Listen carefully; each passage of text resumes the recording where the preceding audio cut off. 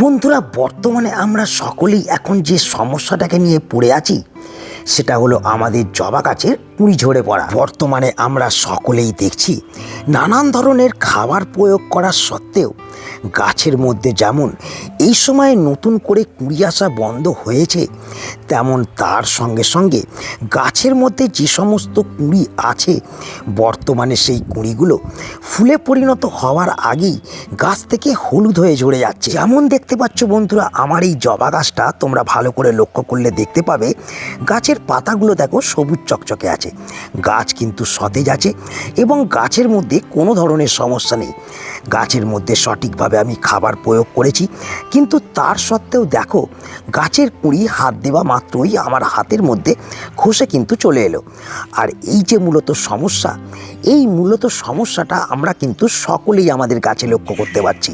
আর এই সমস্যার পেছনে বেশ কয়েকটি কিন্তু কারণও আছে। তো বন্ধুরা, এখন তোমরাও যদি চাও সেই কারণগুলোকে জানতে এবং তার সঙ্গে সঙ্গে তোমরাও যদি চাও তোমাদের প্রত্যেকটা হাইব্রিড জবা গাছের মধ্যে এবং দেশি জবা গাছের মধ্যে প্রচুর পরিমাণে কুঁড়িকে আনতে এবং এই কুঁড়ি ঝরে পড়ার সমস্যাকে বন্ধ করতে, তাহলে কিন্তু আজকের এই ভিডিওটাকে একটু স্কিপ না করে তোমাদের কিন্তু সম্পূর্ণ দেখতে হবে। কারণ বন্ধুরা, আজ আমি এই ভিডিওতে তোমাদের সঙ্গে এমন কয়েকটি টিপসকে শেয়ার করব যে টিপসগুলোকে তোমরা যদি পুঙ্খানুপুঙ্খভাবে এই সময় তোমাদের প্রত্যেকটা জবা গাছের মধ্যে অ্যাপ্লাই করো এবং তার সঙ্গে সঙ্গে এই যে দেখতে পাচ্ছ আমি একটা দ্রবণকে আমার জবা গাছে স্প্রে করছি, এই দ্রবণটাকে তোমরা যদি প্রত্যেক 15 দিনে একবার করে তোমাদের জবা গাছের মধ্যে স্প্রে করে দিতে পারো, তাহলে কিন্তু তোমাদের এই সময় জবা গাছের যে কুঁড়ি ঝরে পড়ার সমস্যা তোমরা লক্ষ্য করতে পারছো, সেই সমস্যাকে তোমরা কিন্তু পুরোপুরিভাবে তোমাদের গাছ থেকে দূর করতে পারবে। তো কী সেই টিপসগুলো এবং কি এই দ্রবণ যা আমি এখন আমার গাছের মধ্যে স্প্রে করছি, সেটা জানতে এবং বুঝতে হতে গেলে এখনই কিন্তু ভিডিওটাকে তোমাদের লাইক করতে হবে, চ্যানেলকে সাবস্ক্রাইব করে পাশে দেওয়া বেল আইকনটা কিন্তু অলে প্রেস করতে হবে। তো বন্ধুরা, এই যে দেখতে পাচ্ছ আমার জবা গাছের মধ্যে কুঁড়ি এসেছে, তো এই রকম তোমাদের জবা গাছের মধ্যে থাকা কুঁড়িগুলোকে যদি এই মে মাসে হলুদ হয়ে ঝরে পড়ার হাত থেকে বাঁচাতে হয় এবং তার সঙ্গে সঙ্গে যদি আবার পুনরায় গাছের মধ্যে নতুন করে প্রচুর পরিমাণে কুঁড়ি এবং ফুলকে পেতে হয়, তাহলে যে প্রথম কাজটাকে তোমাদের এই সময় করতে হবে সেটা হলো বন্ধুরা, জবা গাছগুলোকে এখন কিন্তু প্রখর রোদ্দুরের হাত থেকে বাঁচাতে হবে। আমাদের গাছগুলোকে এমন একটা স্থানে প্রথমেই এখন রাখতে হবে যেখানে সকাল থেকে দুপুর 12টা অবধি রোদ পায় এবং তারপর গিয়ে গাছগুলোর মধ্যে ছায়া পড়ে যায়।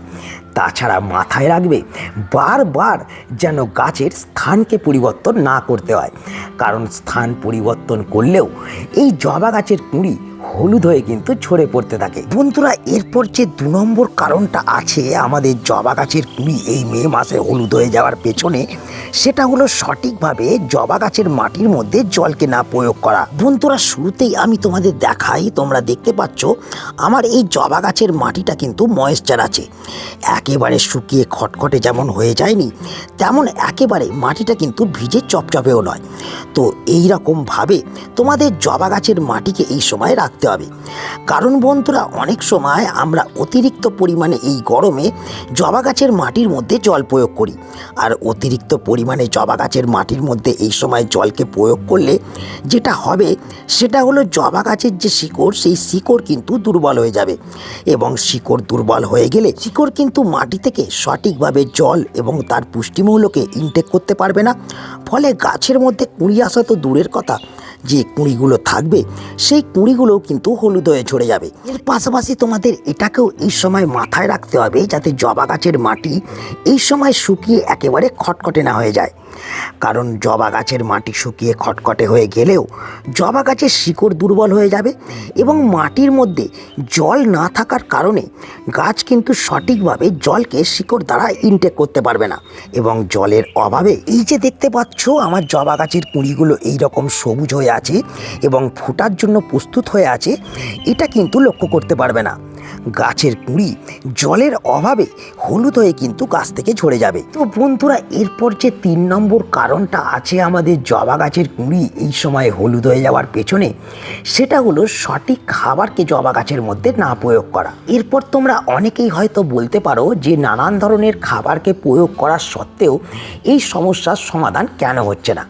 তো বন্ধুরা, জবা গাছের মধ্যে খাবার প্রয়োগ করলেও অনেক সময় সেই খাবারের মধ্যে নাইট্রোজেন এবং পটাশিয়ামের মাত্রা কিন্তু কম থাকে, এবং সেক্ষেত্রেই জবা গাছের মধ্যে খাবার প্রয়োগ করলেও আমরা সেই খাবার থেকে সঠিক বেনিফিট পাই না।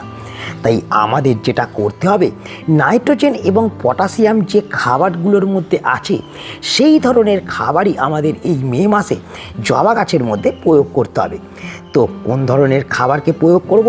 তো বন্ধুরা, এই যে গরমকে তোমরা লক্ষ্য করতে পারছো, এই গরমকে লক্ষ্য করে তোমরা এই সময় রাসায়নিক খাবার থেকে একেবারেই বিরত থাকো।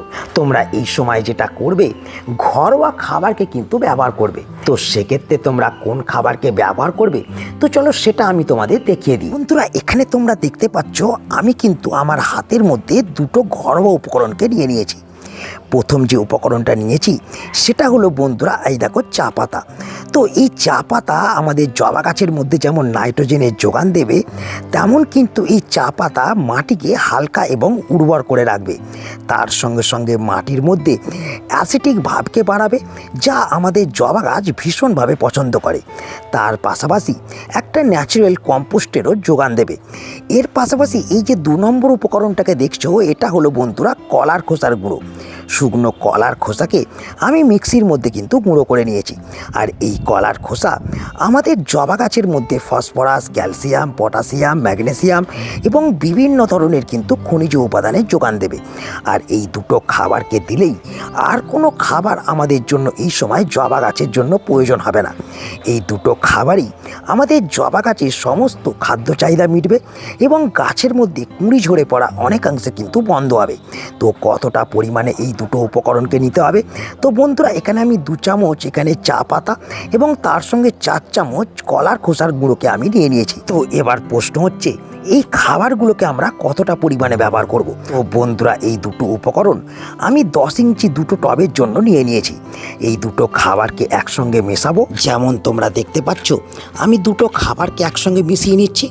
এইভাবে তোমরা খাবারটাকে প্রথম মিশিয়ে নেবে, যাতে সম পরিমাণে খাবার প্রত্যেকটা গাছ পেতে পারে। তো এইভাবে খাবারটাকে একটু মিশিয়ে নেওয়ার পর এই খাবারটাকে 8 ইঞ্চি টবের মধ্যে তোমরা কিন্তু ব্যবহার করে দেবে। আর আমি এই খাবারটা দুটো টবের জন্য যেহেতু নিয়েছি, তাই দুটো টবের মধ্যে আমি এই খাবারটাকে প্রয়োগ করব এবং খাবারটাকে প্রয়োগ করে আমি কিন্তু জল দিয়ে দেবো। দেখতে পেলে মাটিটা কিন্তু আমি খুঁজলাম না। তোমরাও ঘন ঘন এই সময় কিন্তু মাটি খুঁজে খাবার দেবে না, ফলে গাছ দুর্বল হয়ে যেতে পারে এবং গাছ কিন্তু মারা যেতে পারে।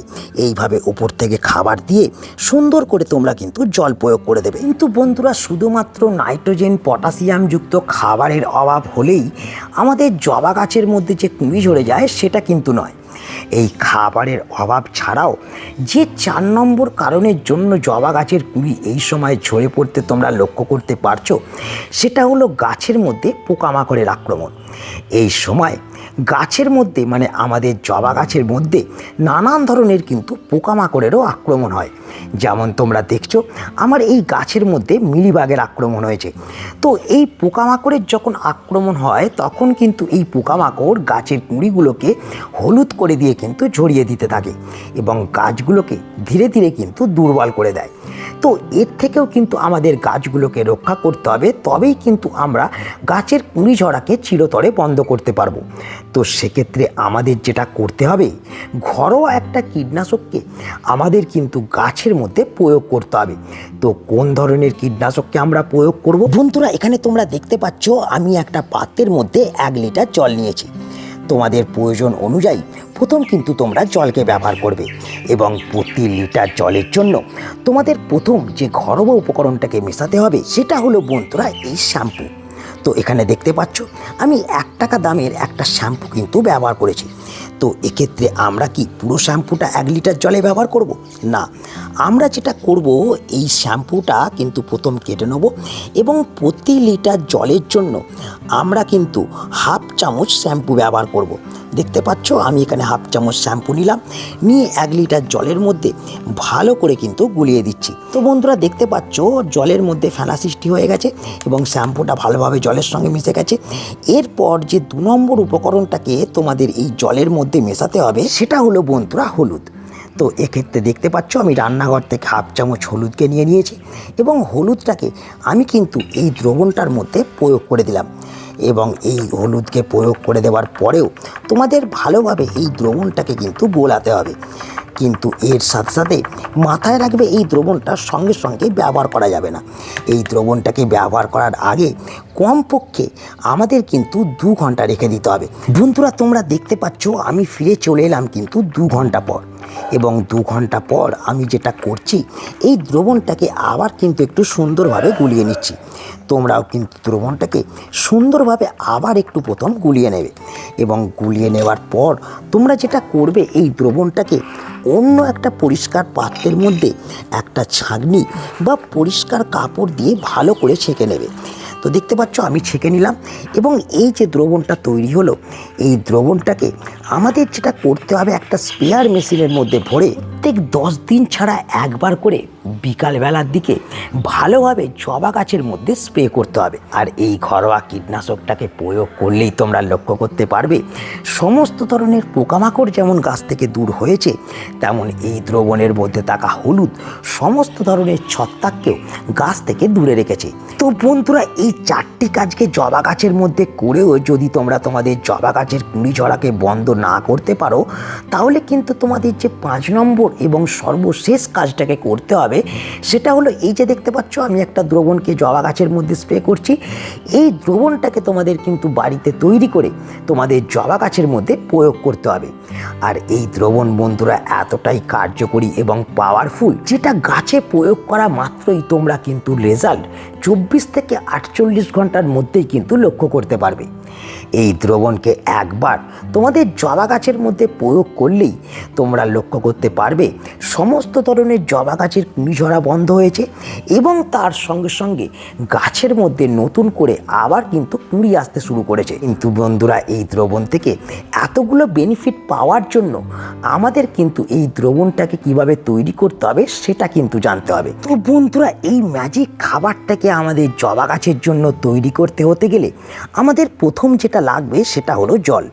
দেখতে পাচ্ছ আমি নর্মালি কিন্তু 1 লিটার জলকে নিয়েছি। তোমরা তোমাদের প্রয়োজন অনুযায়ী জলকে কিন্তু এখানে ব্যবহার করবে এবং প্রতি লিটার জলের জন্য তোমাদের প্রথম যে উপকরণটাকে এই জলের মধ্যে দিতে হবে সেটা হলো বন্ধুরা এটা। তোমরা দেখতে পাচ্ছ আমি প্রথমেই যেটা নিয়েছি সেটা হলো ম্যাগনেসিয়াম সালফেট, যাকে আমরা এপসম সল্ট বলে থাকি, এবং 1 লিটার জলের জন্য আমি হাফ চামচ ম্যাগনেসিয়াম সালফেটকে কিন্তু নিয়ে নিলাম এবং ম্যাগনেসিয়াম সালফেটটাকে ভালোভাবে গুলিয়ে জলের সঙ্গে মিশিয়ে নেওয়ার পর যে জিনিসটাকে তোমাদের এই দ্রবণের সঙ্গে অ্যাড করতে হবে সেটা হলো বন্ধুরা এটা। তো এটা কি? এটা হলো বন্ধুরা মাইক্রোনিউট্রিয়েন্ট। তো তোমরা চাইলে রাসায়নিক জৈব যে কোনো মাইক্রোনিউট্রিয়েন্টকে ব্যবহার করতে পারো। তো আমি এখানে জৈব একটা মাইক্রোনিউট্রিয়েন্টকে ব্যবহার করছি। তোমরা চাইলে বায়োভিটা এক্সকেও কিন্তু ব্যবহার করতে পারো। তো লিকুইড মাইক্রোনিউট্রিয়েন্টকে নেওয়ার পর তোমাদের যেটা করতে হবে এই মাইক্রোনিউট্রিয়েন্টগুলোকে তোমাদের কিন্তু 2.5 ml মেশাতে হবে।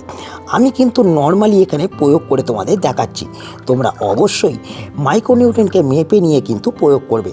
দেখতে পাচ্ছ আমি কিন্তু মাইক্রোনিউট্রিয়েন্টকে ব্যবহার করে দিলাম এবং জলটাকে আবার কিন্তু আমি সুন্দর করে একটুখানি গুলে নিচ্ছি এবং গুলে নেওয়ার পর আমাদের যেটা করতে হবে সেটা হলো স্প্রেয়ার মেশিনের মধ্যে ভরে প্রত্যেক সপ্তাহে একবার করে বিকালবেলার দিকে তোমাদের জবা গাছের পাতার মধ্যে এবং কাণ্ডের মধ্যে ভালো করে স্প্রে করে দিতে হবে। আর এটা করলে যেটা হবে এই দ্রবণের মধ্যে থাকা ম্যাগনেসিয়াম সালফেট আমাদের কুঁড়িগুলোকে যেমন হলুদ হতে দেবে না, তেমন কিন্তু গাছের মধ্যে আরও কুঁড়ির সংখ্যা বাড়াবে, গাছকে আবার কিন্তু নতুন করে খাবার ইনটেক করার জন্য সাহায্য করবে। তার পাশাপাশি এর মধ্যে থাকা মাইক্রোনিউট্রিয়েন্ট গাছের সমস্ত পুষ্টি চাহিদাকে মেটাবে এবং মাইক্রোনিউট্রিয়েন্টের অভাব মিটিয়ে গাছকে কুঁড়ি ঝরে পড়ার হাত থেকে কিন্তু বাঁচাবে। তো বন্ধুরা আশা করি তোমরা সকলেই বুঝতে পারলে এই মে মাসে যে সমস্ত জবা গাছের মধ্যে এখনও তোমাদের কুঁড়ি ঝরে যাচ্ছে সেই সমস্ত জবা গাছের মধ্যে কুঁড়িগুলোকে ঝরে পড়ার হাত থেকে বাঁচানোর জন্য তোমাদের কোন কোন পদক্ষেপকে নিতে হবে, কোন কোন কাজকে তোমাদের করতে হবে। তো তাই এই ভিডিওটাকে এখানেই আমি শেষ করছি। আশা করি এই ভিডিওটা তোমাদের সকলের কাজে লেগেছে। যদি ভিডিওটা ভালো লাগে তাহলে অবশ্যই ভিডিওটাকে একটা লাইক করে দেবে, তোমাদের বন্ধুদের কাছে শেয়ার করে দেবে, এবং যারা এখনও চ্যানেলটাকে সাবস্ক্রাইব করোনি এই রকম ইনফরমেটিভ ভিডিও পাওয়ার জন্য চ্যানেলটাকে সাবস্ক্রাইব করে রাখবে। তো দেখা হচ্ছে আবার একটা নতুন ভিডিওতে। সকলে ভালো থেকো, নমস্কার।